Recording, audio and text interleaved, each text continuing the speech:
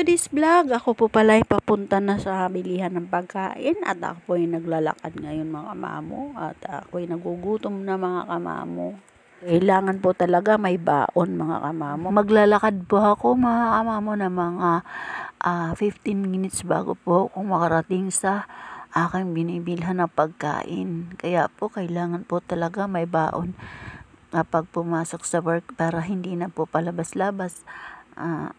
So mga kamamo, bumili din po ako ng milk tea kahit po medium lang po kasi sobra pong init sa work at electric pan lang po ang gamit doon. Kaya po kailangan ko rin pong magpalamig. Ayan po, nagbili po ako ng milk tea po mga kamamo. So mga kamamo, ito po. So mga kamamo, ngayon po babalik na po ako sa akin ng